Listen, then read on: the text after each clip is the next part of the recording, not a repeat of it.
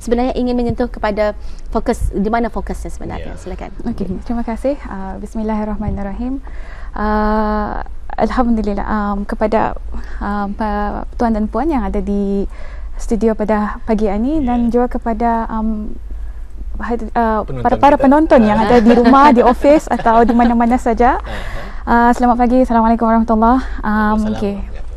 Mengenai tajuk hari ini, kalau kita ni sama-sama mengimbas kembalilah kenangan-kenangan lama pada saat kita ni mula-mula menerima satu pucuk surat jawatan yang terima. Maklum lagi tu. Yang di atasnya urusan kerajaan. Urusan kerajaan. Dan segera, pasal ada segera lagi. Segera dia juga. Segera. Okey. Kena kata buka, nanti ni baca. Katanya di sana tu, dengan hormat sukacita memaklumkan bahawa awang nama-nama telah dilantik sebagai dan jawatan dan di mana, institusi di mana. Okey. Selalunya bagi orang yang baru memohon pekerjaan, apabila nampak dan menerima surat ini, apa usulnya? Bukan lagi usul, rasa tu bercampur rasa. Macam-macam rasanya, macam satu lega itulah, terutama sekali bagi yang baru-baru belajar atau setelah sekian lama belajar. Apabila menerima pucuk surat ini, memang rasanya semangat ya. Tu tiba-tiba datang hari pertama. Datang hari pertama, melapor diri. Teruja tu rasanya. Dan ada semangat untuk mau belajar, nervous, malu-malu dia akan berkenalan sama kawan. Tetapi itu semua sekali adalah satu pengalaman yang kalau dikenangkan balik adalah kenangan yang manis. Betul. Menerima satu pekerjaan adalah kenangan yang manis dan sangat dan tahap di mana semangat kita ni itu sangat tinggi. Momentum kita sangat tinggi ya. Sangat tinggi sekali. Rasanya setelah sekian lama belajar ni, anitah yang nanti-nantikan. Buah kepada hasil lah. Buah kepada hasil atas segala usaha tangisan, indah tidur dan sebagainya bertahun-tahun. Okey. Tapi itu masa mula bekerja. Hari semakin hari, bulan menjadi bulan, tahun. Setelah sekian lama macam-macam terjadi dalam pekerjaan itu dan kebanyakannya semangat pun menjadi menurun. Kadang-kadang terpulang juga kali aja. Kalau ada masa menurun, ada masa yang naik. Terpulang kepada di mana kata orang segi pekerjaan yang diperolehinya tu. Itu yang akan dibincangkan sekarang. Baru tak timbul isu.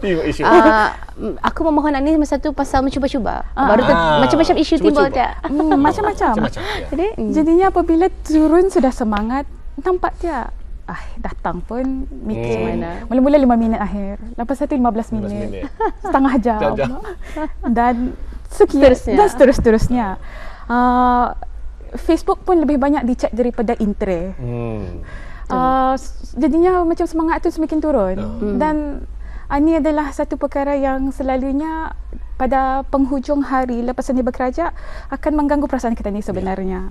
Mula-mula sebab kita ni ingat ada saatnya kita ni sangat bahagia apabila menerima pekerjaan dan melakukan pekerjaan itu. Tetapi ada juga setelah sekian lama lebih mudah kita ni kurang bersemangat. Dan itu adalah satu dilema yang sering dihadapi oleh orang-orang yang bekerja. Jadi persoalan-persoalan seperti kenapakah perkara ini terjadi, macam bagaimana semangat yang sangat menggunung tinggi itu boleh tiba-tiba jatuh. Pasti ada sebab.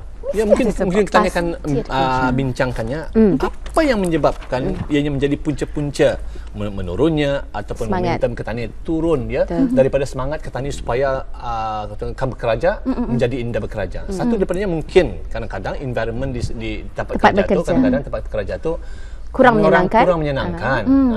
Kemudian kadang-kadang apabila saja dalam mesyuarat mungkin orang tu mencadangkan apa itu kadang-kadang tidak ada dipakai. Jadinya kuranglah motivasi mereka. Dicadangkan pun kadang-kadang tidak ada juga dibuat. Jadi macam mana? Kali mungkin ada tips-tips yang perlu untuk diraih kepada mereka yang kurang berminat ni. Okey. Terima kasih Tuan menjawab. Sudah habis kita tu. Memang kan tapi boleh dihuraikan lagi. Itu yang bagusnya. Seperti mana Tuan tadi sudah sebut, salah satu sebabnya kadang-kadang kita ni berada dalam satu situasi pekerjaan yang kurang kondusif. Betul. Kurang kondusif. Suasana tu boleh kita ni extend, bukan hanya dari segi fizikalnya. Mungkin pejabat tu kecil ke, dia punya tandasnya kurang selesa. Dari segi fasiliti. Fasilitinya berkurang. Fasilitinya Makanya internet lambat, memang. komputer tak cukup, atau meja kerusinya tak cukup. Boleh saja itu sendirinya dengan sendirinya memang akan mempengaruhi kita punya perasaan apabila membuat kerja tu. Tetapi environment ni, suasana tu boleh juga kita ni memperluaskan lagi dari segi contohnya politik pejabat. Itu juga diberi istilah yang selalu tadi dengar politik pejabat atau kira asam garam dalam dunia pekerjaan. Betul, pekerjaan bukan lagi makanannya tapi pekerjaan juga. Memang sentiasa ada office politik itu. Tetapi sebenarnya kalau office politik ni bukannya approach kita ni bukan untuk menghilangkannya tapi untuk pandai dalam menangani. Betul. Ya. Sebab kadang-kadang sebab ada isu politik-politik dalam pejabatan ni yang menjadi satu perkara yang mengganggu kita ni. Ya. Tetapi pada dasarnya tidak ada berkenaan dengan core business pekerjaan yang dilakukan. Ini isu peribadi saja sebenarnya. Yang penting adalah kerja kita ni amanah, yes. Melaksanakan apa yang telah diamanahkan kepada kita. Itulah yang jadinya di sini adalah fokus. Fokus itu kurang sebab dalam bahasa Inggeris noise, perkara-perkara yang dah penting ini mengganggu fokus. So sebab itu suasana itu juga susah sebenarnya untuk mengubah suasana. Sedangkan kalau kan memohon meja, tidak semestinya hari ini memohon ke meja esoknya ada. Tetapi kita ni perlulah kreatif dalam menangani untuk mempergunakan apa yang ada dan memaksimalkannya punya keadaan itu. Contohnya kalau ada meja buat masa sementara waktu, pindah dulu mana-mana yang ada meja, syukur tah. Sebab yang penting adalah pekerjaan itu, pelaksanaan itu. Lama-kelamaan kalau ada rezeki, insya-Allah akan datang je meja tu. Kiranya orang nyorang kalau kita melihat daripada penjelasan dari Nur Hidayah ini menampakkan yang bahawasanya apabila kita ni menerima satu-satu jawatan ataupun pekerjaan itu, kesedaran pada diri individu itu perlu sebenarnya. Artinya walaupun apapun kekurangan, walaupun diistilahkan tadi adanya politik di mana-mana pun organisasi pekerjaan, tapi kalau kita ni tu tahu yang kita ni tu menanai satu task ataupun tanggungjawab, kita ni lebih memprioritikan pelaksanaan dan penyempurnaan kerja daripada hal-hal yang dikatakan hanya sebagai sampingan saja. Kadang remeh-remeh tersebut itulah yang mengganggukan environment pekerjaan tersebut ya. Tapi kadang-kadang kalau kita lihat saja ya dalam environment pekerjaan suka tapi benci tersebut ya. Apapun benci bagaimanapun perbaik, tugas ketani itu sepatutnya kita lebih selesa dengan tugas dan tanggungjawab ketani. Kerana tugas dan tanggungjawab itu tidak memudaratkan kepada kata orang environment kepada ketani. Mungkin ada tips-tips yang perlu untuk ketani mereka lakukan apabila environment itu macam mana cara tani mengalihkan mendangani masalah tersebut. Okey, terima kasih. Dari segi mengalihkan, memang sudah tepat tu yang telah dinyatakan dengan oleh tuan dan puan. Yang penting di sini adalah peralihan cara pemikiran. Pemikiran, ya betul. Segalanya adalah bermula dari pemikiran kita ni. Mungkin setelah sekian lama bertugas itu macam-macam saja. Terutama sekali bekerja itu banyak tugasan yang perlu dilakukan.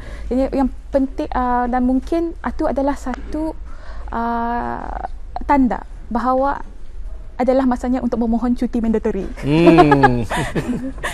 Mesti bercuti. Sebab itulah kerajaan ada cuti mandatory. Sebab cuti itu adalah sebenarnya peluang bukan hanya untuk kita ni berehat, tetapi boleh digunakan sebagai peluang untuk muhasabah diri dan mereset pemikiran kita. Sebab selalunya kalau kita ni terlalu sibuk dengan tugasan harian, kita lupa pada diri sendiri. Kita lupa kenapa kita ni lakukan. Sedangkan niat pun kadang-kadang tadi lupa. Macam lurus ke ni niat lupa, kau memikirkan niat. Buat saja. Sehingga memaksa diri itu sebenarnya didaratkan. Betul, sebab tadi lupa mengkompaskan ke arah mana tadi menuju. Adakah tadi menuju ke arah duit? Adakah tadi menuju kepada orang suka kepada kita ni? Atau tadi menuju ke arah mencari sebanyak amal? Banyak. Tapi kalau sibuk sudah memang dia terfikir kan. Jadinya bermula untuk kalau apabila tani ada masa tu, semestinya cuti panjanglah, tetapi masa untuk kurangnya minda dapat rehat. Seperti mana yang puan sudah sebut tadi, iaitu untuk muhasabah diri. Di manakah letaknya semangat itu? Apa yang menyebabkan kita memohon pekerjaan itu? Apakah yang penting pasal pekerjaan itu? Apakah impian kita sebenarnya? Kadang-kadang Terfikirlah apabila Puan menyatakan perlunya kita ni untuk bercuti dari segala-galanya, untuk mereset minda kita ni balik. Ada betulnya, saya akui, selepas orang menjalani cuti panjang 103 hari, 105 hari. Faham tu apa cutinya? Faham, sangat faham. Apabila mula kembali bertugas, fresh. Semangat tu ada? Semuanya Ada segar. semangat? Dan bermacam-macam lagi impian baru untuk orang kita ni supaya kita ni lebih kreatif, meningkatkan lebih lagi berupaya. pekerjaan kita. Mutu pekerjaan, betul. Dan satu lagi kali Puan, ingin saya tanyakan Ya. tentang kesesuaian pekerjaan tersebut. Ada relatednya dengan suka tapi benci. Okey. Kadang-kadang ada orang tu apply seperti mana tadi Sarina saya katakan, kadang-kadang dia apply saja Pak. Saja apply-nya, kalau dapat dah dapat. Tapi oleh kerana kalau sudah dia dapat, tapi tidak ada bersesuaian dengan pekerjaannya tu, ya. Dengan bidang. Jadi ayat tu yang kadang-kadang menyebabkan kepada dia kadang-kadang tidak ada berapa Semangat. keen untuk anuan. Tak ada Selalu berapa keen. dijadikan Ini yang menjadi asbab, alasan-alasan. Tidak ada bersesuaian dengan dia. Jadi bagaimana Puan? Okey. Dari segi kesesuaian dan tidak sesuai, secara subjektif memang kadang-kadang kita ni rasa kurang sesuai.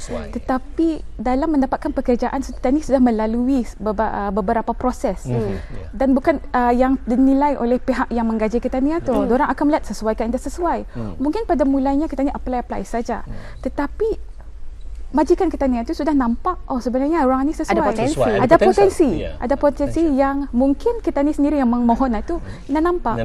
Jadinya di sini dan selain daripada itu tadi perlu ingat juga pekerjaan adalah satu rezeki. Dan rezeki adalah ketentuan Allah. Dan setiap ketentuan Allah adalah yang terbaik. Betul. Jadi di sanalah again berbalik kepada persepsi kita ni. Apabila kita ni ditakdirkan, direzekikan untuk mendapatkan satu pekerjaan, artinya adalah yang peranan. Ya, itu rezeki Ada peranan. Ada peranan ya, yang boleh kita ni laksanakan. Ada yang sesuatu yang dalam diri kita ni walaupun mungkin pada saat itu tidak nampak, tetapi boleh dipergunakan. Boleh diasah. Dan diasah dan penting. Mungkin bukan secara nyata atau straightforward atau direct yang dapat tani perolehi atau dapat tani sumbangkan, tetapi mungkin dari segi yang tidak direct. Contohnya ia punya background biologi lah contohnya. Tiba-tiba terjadi social worker. Main-main sama bermain dengan molecules. Tiba-tiba have to terpaksa berurusan dengan manusia. Di mana connectionnya? Di mana connectionnya? Kaitannya? Sekiranya lah itu kira dua bidang yang sangat-sangat berbeza. Tetapi mungkin dalam diri seorang yang telah memohon ini, yang si dia yang telah belajar mengenai mengenai biologi, mempunyai sifat yang sangat peramah dan prihatin dan empati yang sangat tinggi. Dan di sanalah boleh digunakan dan dalam pekerjaan yang telah diterima. Jadi di sini adalah dari segi yang penting bagi kita ni yang mungkin pada mulanya telah memohon pekerjaan kerana terpaksa atau tidak ada pilihan. Cuba-cuba saja dan pilihan. Mestinya tani perlu mencari di manakah aspek pekerjaan itu yang tani suka. Mungkin kita ni lebih suka kepada kreatif, untuk menggunakan kreativiti, atau suka dalam kertas kerja. Ada juga yang suka kertas kerja. Penyelidikan. Tulis menulis. Memikirkan hal-hal masalah-masalah. So apa yang disuka itu, aspek yang disuka itu yang dibanyakkan sedikit. Betul. Supaya lebih bersemangat. Dan apabila kita ni bersemangat, kita ni akan lebih mudah untuk melakukan kerja-kerja yang lebih susah. Macam naik bukit. Ni orang kalau naik bukit baik time semangat. Kalau kalau semangat tu ngalih pun dah terasa. Betul. Itu lagi terasa tu. Tapi kalau time malas, ngalih. Melihat saya pun sudah ada. Niat penuh sudah nafsu. Baik. Tapi apabila kita kaitkan juga perasaan suka suka tapi benci. Suka tapi benci ni dalam bidang pekerjaan, sebenarnya perkara ni dapat ditangani. Asal ianya dapat orang kita ni tangani secara bersama. Walaupun itu bukan bidang yang kita ni gemari ataupun bukan passion kita ni, tapi saya teringat satu pepatah, sesuatu yang baru walaupun dia sukar, jika kita ni buat berulang-ulang dengan penuh keikhlasan, insya-Allah akan dapat memberi manfaat yang baik dan mendatangkan keseronokan. Betul. Ya, jadi terima kasih kita ucapkan kepada narasumber kita. Seronok sebenarnya tajuk kita ni hari ini. Sebetulnya banyak lagi sebetulnya kalau dapat kita kongsikan, tapi masa tidak mengizinkan bagi kita. Dan insya-Allah kita akan jumpa lain kesempatan dalam tajuk-tajuk yang lain pula, ya. Mudah-mudahan. Dan kepada penonton, terima kasih juga kerana dapat bergabung bersama dengan kita. Dan bagaimana? Kita ikuti berita 9 pagi seterusnya bersama dengan Hussein Ismail.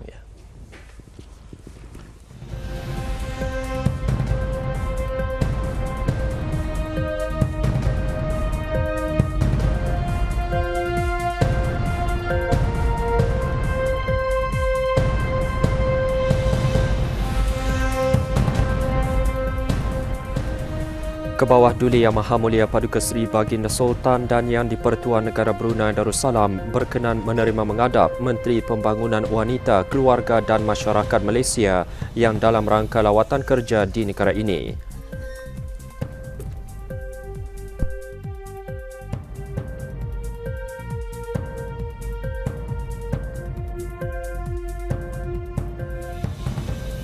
Yang Teramat Mulia Paduka Seri Duli Pengiran Muda Abdul Malik berkenan berangkat membuat lawatan kerja ke Sekolah Yayasan Sultan Haji Hassanah Bolkiah.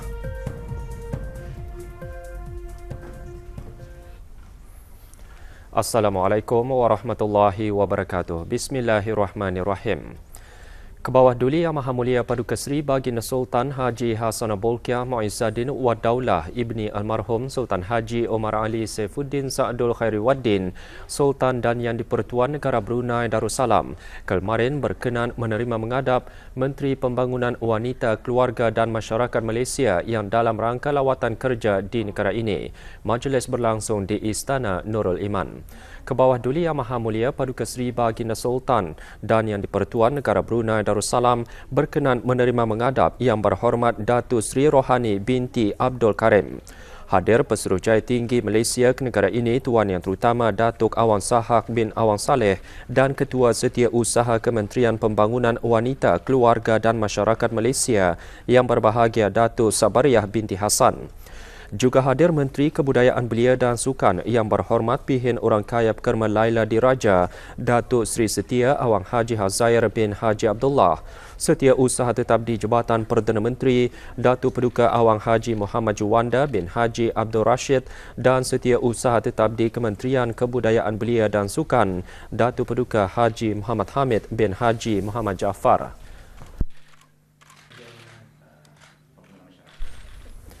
Penubuhan Sekolah Yayasan Sultan Haji Hassanah Bolkiah yang terdiri daripada Taman Asuhan Kanak-kanak Yayasan Sultan Haji Hassanah Bolkiah, Sekolah Rendah Yayasan Sultan Haji Hassanah Bolkiah dan Sekolah Menengah Yayasan Sultan Haji Hassanah Bolkiah merupakan penglibatan yayasan dalam menawarkan perkhidmatan pendidikan bagi memberi sumbangan kepada perkembangan pendidikan dan tenaga manusia di negara Brunei Darussalam.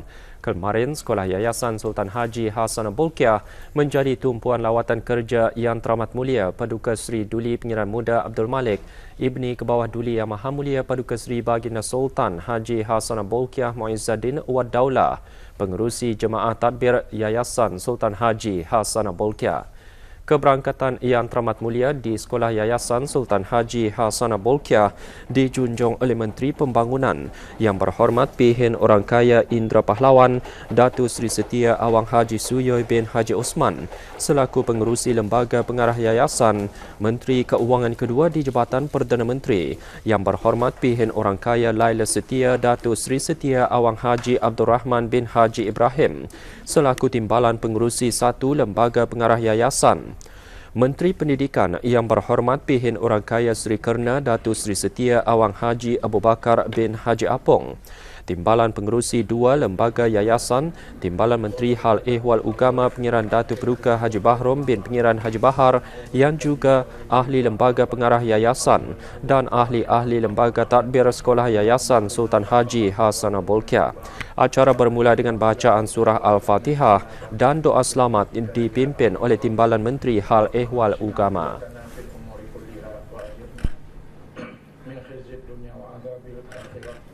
ربنا آتنا في الدنيا حسنة وفي الآخرة حسنة وقنا عذاب النار صلى الله على سيدنا محمد وعلى آله وصحبه وسلم الحمد لله رب العالمين.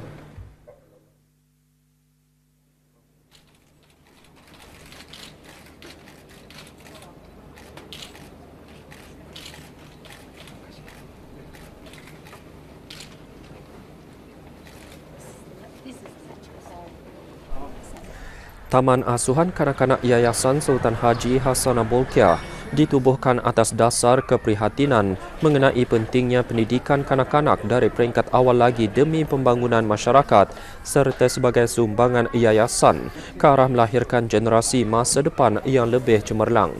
Taman Asuhan Kanak-kanak Yayasan bermula beroperasi bulan Februari 1998 dan dirasmikan pada 28 Ogos pada tahun yang sama oleh Kebawah Duli Yang Maha Mulia Paduka Seri Baginda Raja Isteri Pengiran Anak Hajah Saleha.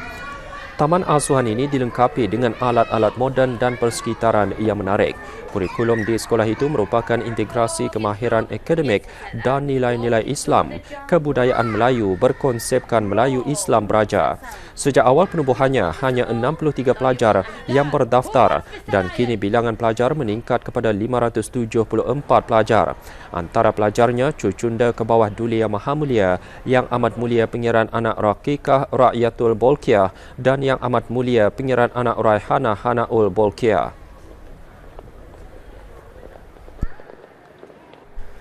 Dengan visi melahirkan individu yang positif serta berkeyakinan tinggi, kurikulum yang diajarkan di Sekolah Rendah Yayasan Sultan Haji Hassanah Bolkiah selaras dengan kurikulum kebangsaan yang menerapkan nilai dan aspek pembelajaran. Sekolah Rendah Yayasan yang memulakan persekolahan pada 17 Januari 2000 menyediakan kelas-kelas darjah 1 hingga darjah 6. Ia juga dilengkapi dengan kemudahan moden.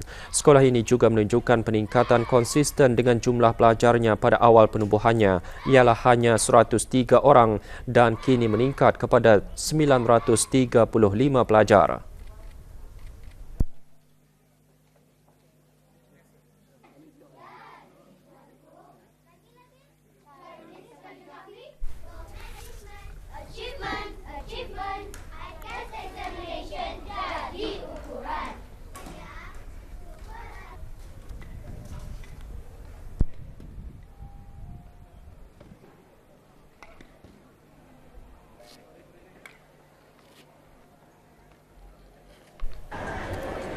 Sekolah Menengah Yayasan pula memulakan sesi persekolahan pada tahun 2005. Pada awal pembukaannya hanya 20 orang dan kini meningkat kepada 364 pelajar.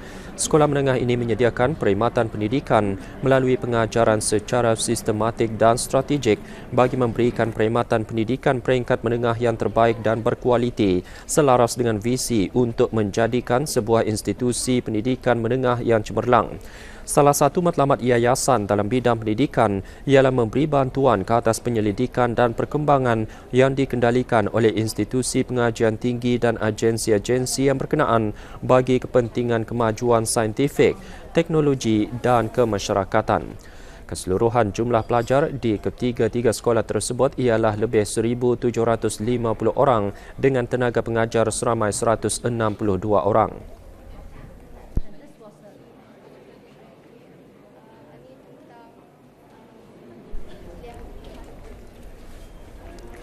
Sekolah yayasan kini berjaya bertapak sebagai sebuah institusi pendidikan swasta yang dikenali dan menjadi pilihan khususnya bagi para ibu bapa. Ini jelas sekali dengan meningkatnya keramaian para pelajar pada setiap tahun.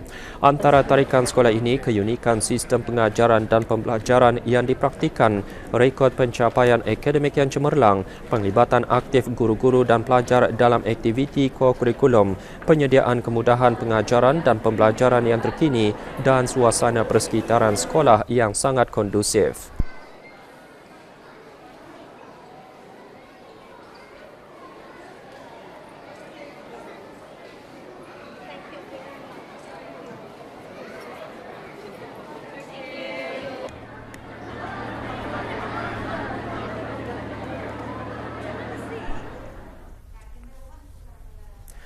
Yang teramat mulia Paduka Seri Pengiran Anak Puteri Hajah Masna binti Almarhum Sultan Haji Omar Ali Saifuddin Sa'adul Khairiwaddin, Ambassador At-Large di Kementerian Hal Ehwal Luar Negeri dan Perdagangan, malam tadi berkenan berangkat menghadiri majlis makan malam bagi mengalu-alukan Menteri-Menteri Luar ASEAN yang menghadiri mesyuarat retreat Jemaah Menteri Luar ASEAN.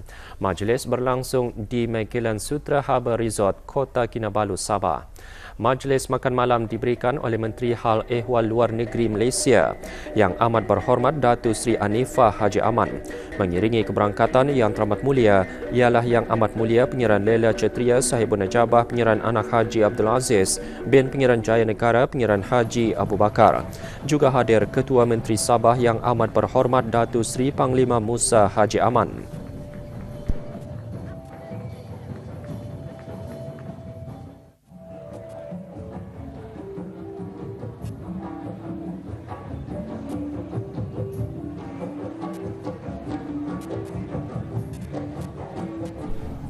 Mesyuarat retreat Jemaah Menteri Luar ASEAN bermula hari ini dan merupakan mesyuarat pertama dalam siri mesyuarat peringkat menteri dan mesyuarat berkaitan di bawah pimpinan Malaysia selaku pengerusi ASEAN bermula 1 Januari lalu.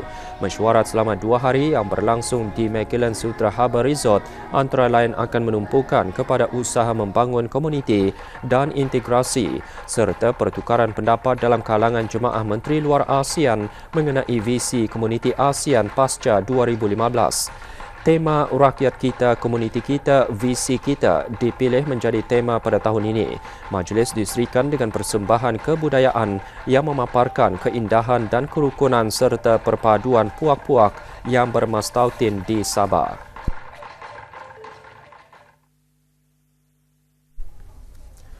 Tabiat merokok tembakau di negara ini adalah antara yang tertinggi di kalangan negara-negara berpendapatan tinggi dengan hampir 1/3 iaitu 32% daripada perokok adalah lelaki dewasa.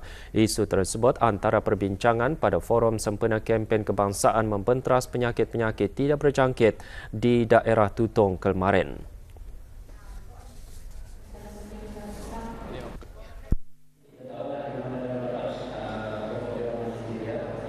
Dengan bertemakan kesihatan tanggungjawab Kitani bertindak sekarang, forum dibarisi oleh 4 orang ahli panel terdiri dari pakar perubatan dan kesihatan. Mereka membentangkan 4 elemen penting berkisar tentang tajuk hargai persekitaran bebas tembakau, baca label makanan buat pilihan bijak, budayakan kegiatan fizikal dalam kehidupan dan kenali ubat dan kawal penyakit auda. Kempen tersebut dihasratkan untuk meningkatkan kesedaran dan pengetahuan orang ramai terhadap pentingnya penjagaan kesihatan, amalan cara hidup sihat dan lebih berpengetahuan tentang risiko penyakit-penyakit tidak berjangkit termasuk langkah-langkah pencegahannya. Akan kita ambil terutama sekali makanan itu hendaklah ia selamat untuk digunakan ataupun dikonsum seperti makanan yang berlabel yang mengandungi khasiat-khasiat yang boleh untuk menambah kebaikan kesihatan kita ni. Sepertinya makanan-makanan yang kurang gula, kurang berlemak, berminyak dan sebagainya lagi. Selain daripada itu, kita juga disarankan untuk membuat kegiatan-kegiatan fizikal at least dalam 30 minit sehari. Bersempena forum itu, pameran cara hidup sihat juga diadakan. Hadir Timbalan Menteri di Jabatan Perdana Menteri, Datuk Paduka Awang Haji Abdul Wahab bin Junaid. Juga hadir ahli-ahli Majlis Mesyuarat Negara, Setiausaha Tetap Kementerian Kesihatan, Timbalan-Timbalan Setiausaha Tetap Kementerian Berkenaan dan Pegawai Daerah Tutong Awang Wardi bin Haji Muhammad Ali. Penubuhan Pusat Kegiatan Warga Emas di daerah Brunei Muara merupakan strategi negara ke arah mewujudkan warga emas yang sejahtera serta dapat menjalani kehidupan aktif dan produktif. Pusat tersebut juga menjadi